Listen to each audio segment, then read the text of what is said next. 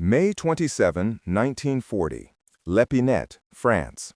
The German army is advancing. The British Expeditionary Force is retreating. It is chaos, death everywhere. Thousands fleeing toward Dunkirk. In a tower overlooking a farmyard, a British officer watches a German patrol approach. He is not holding a rifle. He is holding a longbow, medieval weapon, 600 years old. He nocks an arrow, takes aim, releases. The arrow flies 30 yards and strikes a German sergeant in the throat. He falls dead. The last confirmed kill by longbow in military history. The officer's name is John Malcolm Thorpe Fleming Churchill. His friends call him Mad Jack. And this is just the beginning of the most extraordinary military career in World War II. This is the story of a man who charged into battle playing bagpipes, who captured 42 enemy soldiers armed only with a sword, who escaped from a concentration camp twice, who complained when the war ended too soon, a man who believed any officer going into battle without his sword was improperly dressed.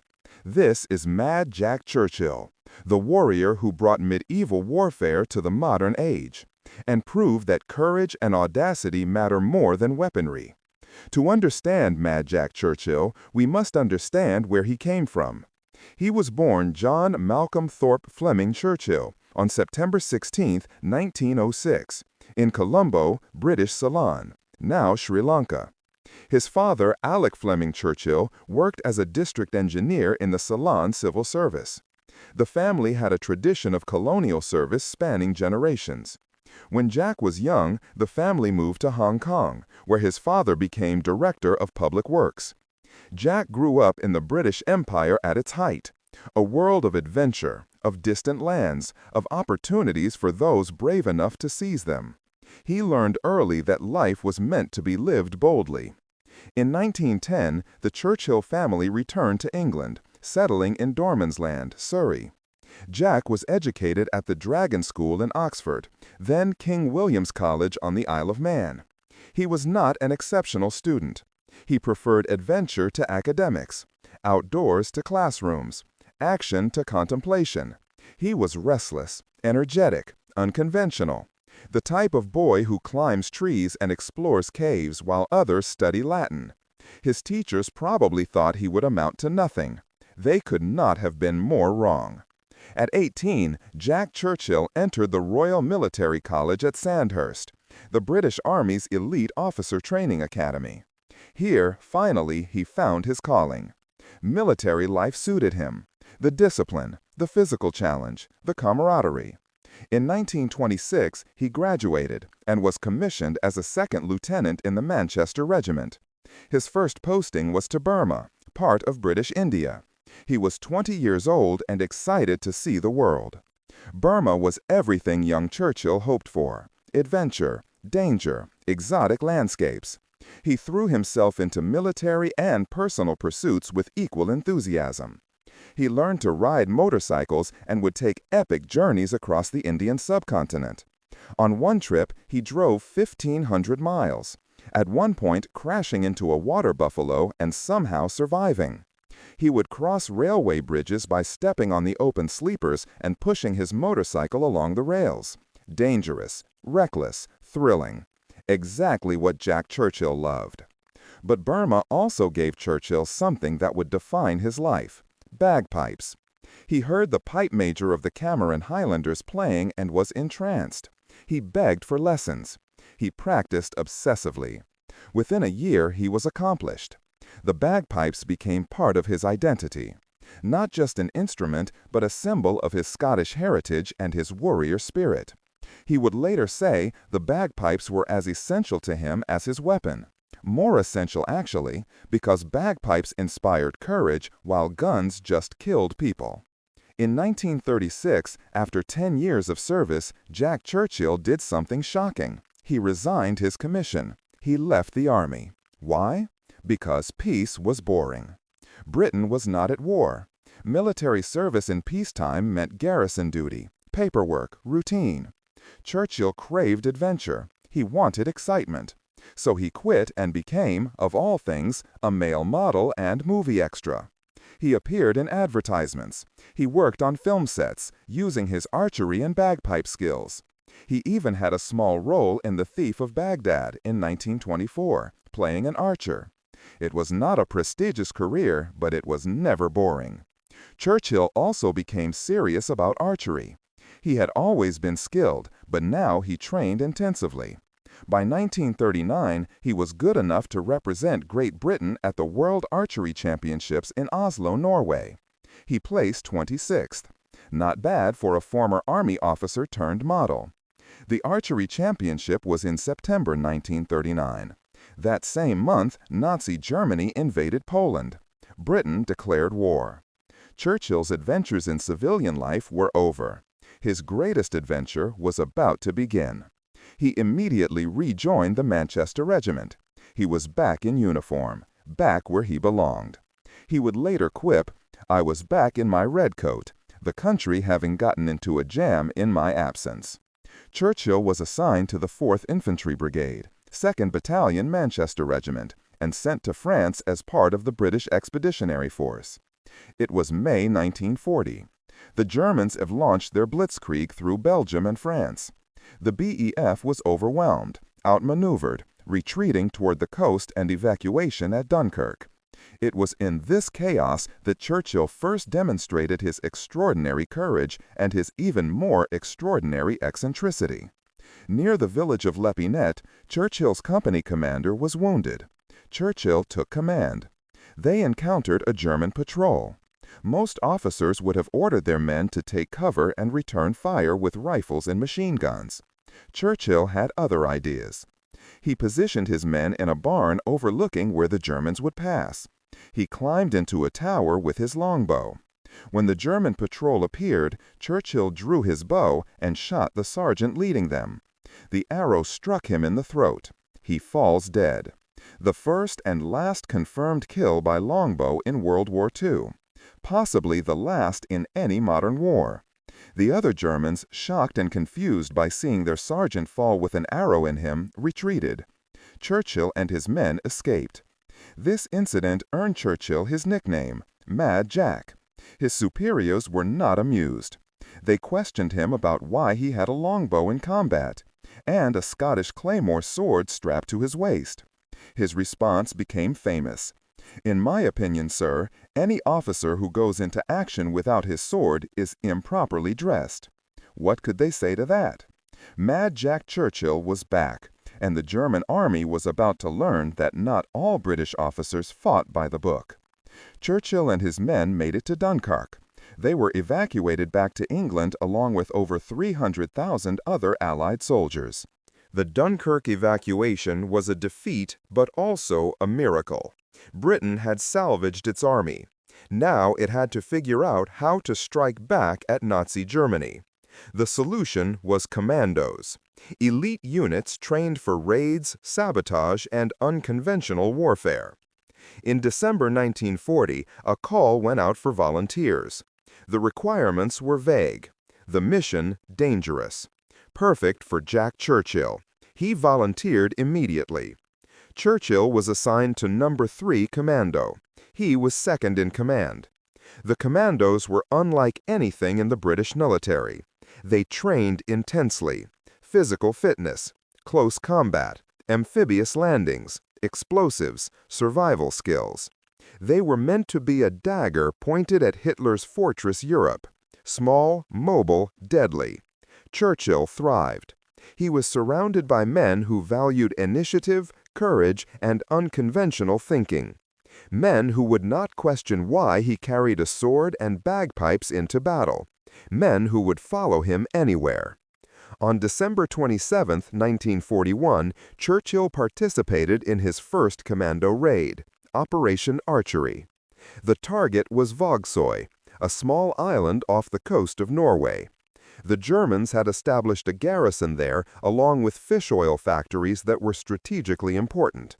The mission was to destroy the garrison, blow up the factories, and capture German prisoners and Norwegian volunteers for intelligence purposes.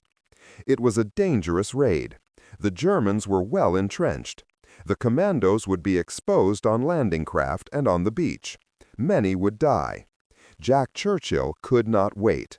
As the landing craft approached the beach at dawn, Churchill stood at the front. He was wearing his Scottish claymore sword. He had his longbow and arrows around his neck, bagpipes under his arm, because of course he did. Near the town of Molina, Churchill was ordered to capture a German observation post that overlooked the Allied beachhead at Salerno. The post was heavily defended. A frontal assault would be suicide. Churchill decided on a different approach. He would sneak in with just one other man, capture the post by surprise, and force the Germans to surrender. It was insane, it was brilliant, it was very Mad Jack. Churchill and Corporal Ruffle crept into Molina at night. They found the German observation post. About 40 Germans, armed, alert. Churchill drew his sword and walked up to the first sentry. He placed the blade against the man's throat and whispered in German, "Surrender or die." The sentry surrendered. Churchill used him to approach the next sentry. Same tactic, same result. Within an hour, Churchill and Ruffle had captured 42 German soldiers, including an entire mortar team, without firing a shot. Churchill marched them back to Allied lines at sword point. It looked, he later said, like something from the Napoleonic Wars. German prisoners pushing carts with wounded. Churchill walking behind them with a drawn sword. Ruffle trying not to laugh at the absurdity of it all. Churchill was awarded the Distinguished Service Order for this action. The citation called it one of the most audacious captures of the war.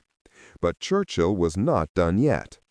In 1944, he was sent to Yugoslavia to support Tito's partisans. The mission was to raid German-held islands in the Adriatic and tie down enemy forces. Churchill led a mixed force of British commandos and Yugoslav partisans. They raided the island of Broch in May 1944. The plan was to surprise the German garrison. It did not go as planned. The partisans, seeing German defenses, decided to wait until morning. Churchill's bagpipes signaled the remaining commandos to attack anyway. Then an RAF Spitfire, not realizing they were friendly forces, strafed them. Churchill decided to withdraw for the night and attack in the morning. The second assault was more successful. The commandos flanked the Germans while the partisans finally engaged. But in the fighting, a German grenade exploded near Churchill. He was knocked unconscious. When he woke up, he was a prisoner. The Germans had captured the famous Mad Jack Churchill. They were excited. Here was a legend, a British officer who fought with swords and bagpipes, who had captured dozens of their men single-handedly, who seemed impossible to kill. And his name was Churchill. Surely he was related to Winston Churchill, the British Prime Minister. This was a major prize. They flew him to Berlin for interrogation. When German intelligence questioned him, they focused on his relationship to Winston Churchill. Mad Jack had to disappoint them. No relation. Different family. No connection whatsoever except the surname. The Germans were not pleased. They had captured a Churchill, just not the Churchill. Still, Mad Jack was a high-value prisoner. He was sent to Sachsenhausen concentration camp to a special section for important prisoners. The Germans hoped to use him for propaganda or prisoner exchanges. Mad Jack had other plans. Escape. Sachsenhausen was one of the most secure camps in Germany. Escape was considered nearly impossible. Mad Jack considered it a challenge. In September 1944, he and another British officer tunneled out of their cell. They escaped the camp and made it to the Baltic coast, hoping to steal a boat and reach neutral Sweden. They were recaptured. The Germans were angry, but also impressed. How had these two managed to escape Sachsenhausen? They transferred Mad Jack to a POW camp in Austria. Surely he could not escape from there. Mad Jack escaped from there. In April 1945, as the war was ending, the camp guards fled before advancing American forces. Churchill simply walked out. He made his way across the Alps to Italy, traveling at night to avoid patrols. He walked with an injured ankle, covering over 150 miles. An American reconnaissance unit found him 8 days after his escape. He was limping, exhausted, but cheerful. He asked the Americans if the war was still going. They told him Germany had just surrendered. Mad Jack was disappointed. He had hoped to fight some more. But the war was not over everywhere. Japan still fought in the Pacific. Churchill immediately volunteered for transfer to Burma, where British forces were fighting Japanese troops. He wanted to keep fighting. Unfortunately, or fortunately depending on your perspective, by the time Churchill reached India and was being organized for deployment, the atomic bombs were dropped on Hiroshima and Nagasaki. Japan surrendered.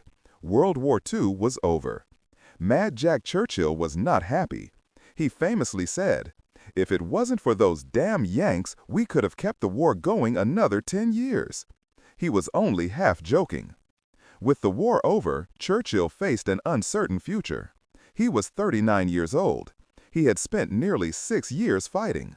He was decorated with the Distinguished Service Order and Bar, the Military Cross and Bar, and numerous other awards. He was a legend. But what does a legend do in peacetime? Churchill stayed in the army.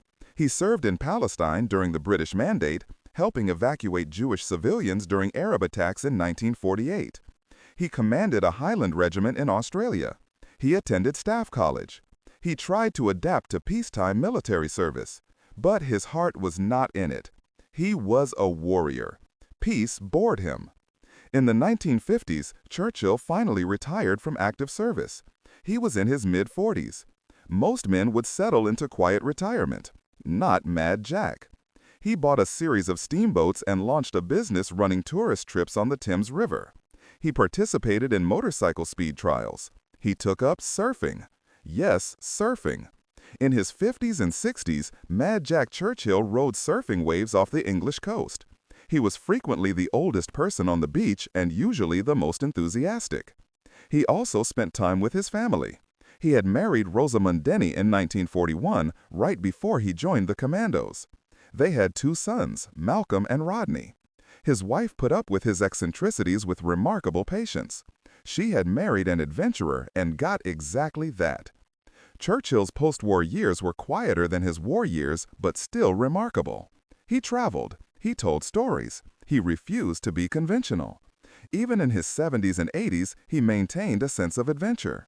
He would commute home by train and, approaching his stop, would throw his briefcase out the window into his back garden. When asked why, he said it was easier than carrying it from the station. This was Mad Jack Churchill in a nutshell. Always finding the unconventional solution. Always refusing to do things the boring way. Jack Churchill died on March 8, 1996. He was 89 years old. He had lived through 2 world wars, countless adventures, and more danger than most people see in 10 lifetimes. His obituaries called him one of the most remarkable soldiers of the 20th century. His family called him a loving husband and father. His fellow commandos called him the bravest man they had ever known. History calls him Mad Jack. All of these are true. But who was Jack Churchill really? Why did he fight the way he did? Some thought he was insane.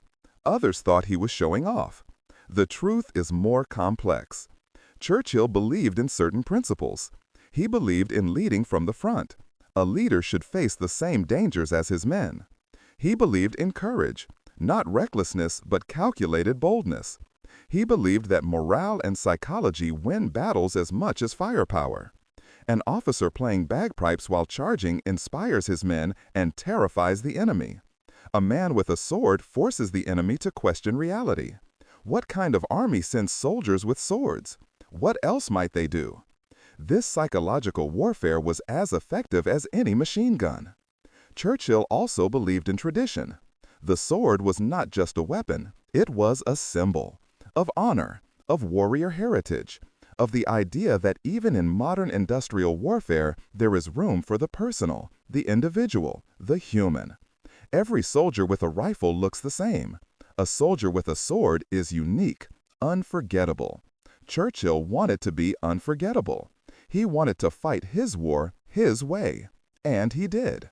The longbow kill is perhaps the perfect symbol of who Jack Churchill was. It should not have worked, a medieval weapon against a modern army. But it did work, because Churchill had the skill, the courage, and the audacity to try. He saw an opportunity and took it. He did not care that it was unconventional. He cared that it was effective, and that it was spectacular. When future generations study World War II, they will remember the tanks and planes and atomic bombs. But they will also remember the British officer who killed a German with an arrow. That is immortality. Churchill's story raises questions about the nature of courage. Was he brave or foolish? The difference, perhaps, is that brave people succeed where foolish people fail. Churchill succeeded repeatedly. He survived situations that killed others. He captured enemies who should have killed him. He escaped from camps that were supposed to be inescapable. Luck played a role, certainly, but skill and courage played larger roles. Churchill was not just lucky, he was extraordinarily good at what he did. The sword and bagpipes were not handicaps. They were force multipliers. They gave him confidence. They intimidated enemies. They inspired his men. They worked. Some modern military analysts study Churchill as an example of unconventional warfare. How do you fight an enemy who does not follow the rules? How do you defend against someone who uses tactics you have never seen? Churchill confused the Germans constantly. They did not know what to make of him. A man with a sword? Playing bagpipes? It did not fit their understanding of modern warfare. This confusion gave Churchill an edge. While enemies tried to figure him out, he was already attacking. There is also a lesson about leadership. Churchill led from the front, always. He never ordered his men to do anything he would not do himself. When he charged with a sword, his men followed, not because they had to, because they wanted to, because they believed in him, because he inspired them.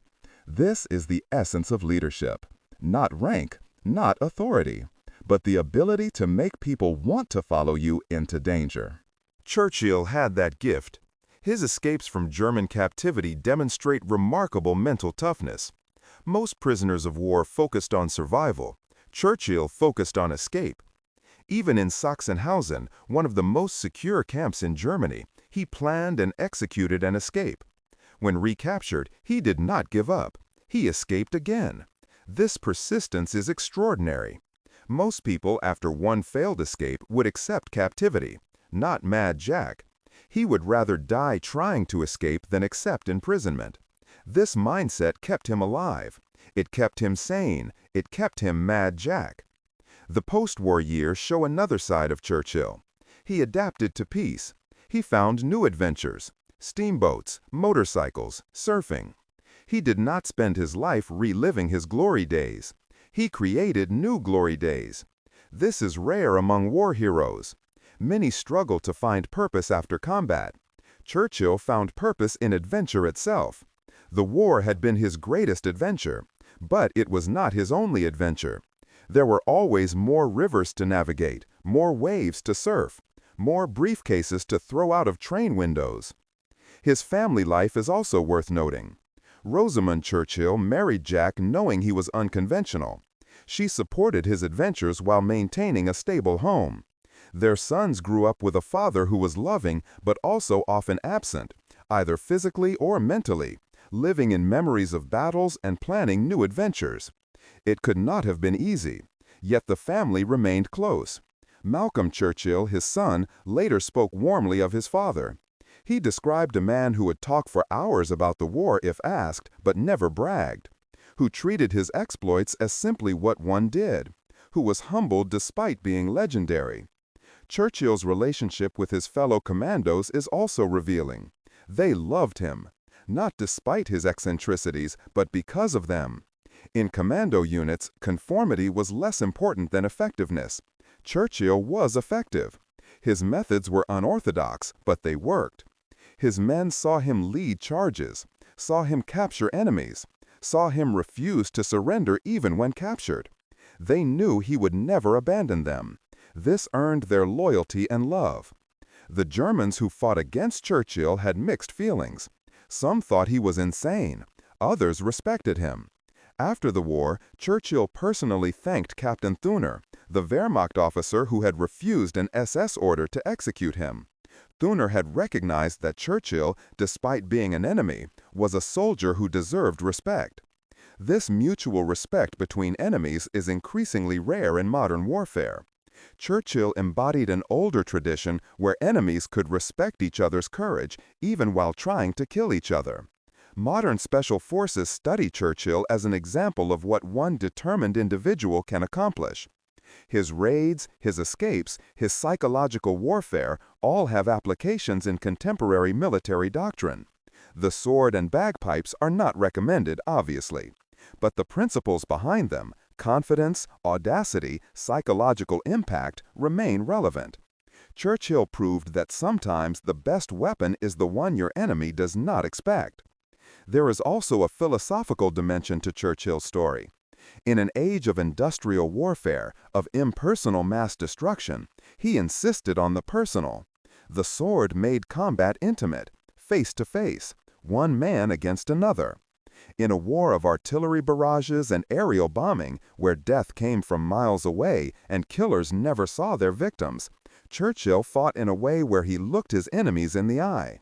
This seems almost noble, a throwback to an era when war had rules and honor. Whether this is admirable or delusional is for each person to decide. What cannot be argued is that Mad Jack Churchill lived life on his own terms. He refused to be ordinary. He refused to fight the way everyone else fought.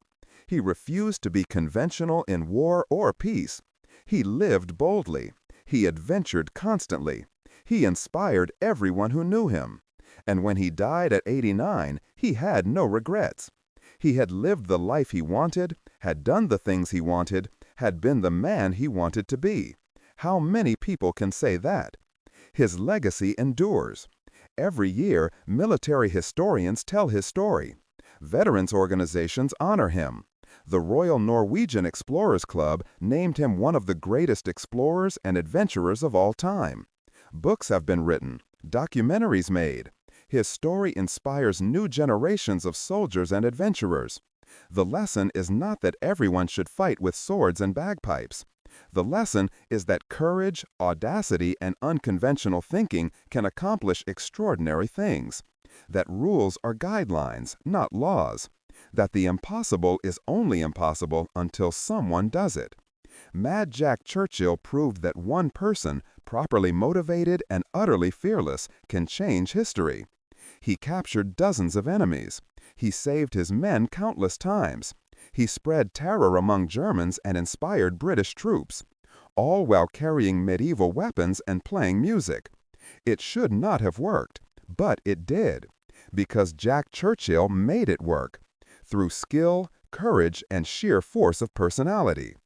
If there is a single image that captures Mad Jack Churchill, it is this: a British officer standing at the front of a landing craft as it approaches an enemy beach.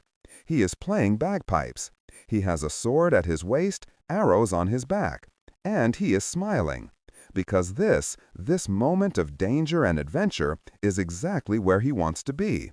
This is who Mad Jack Churchill was: a warrior, an adventurer, a legend.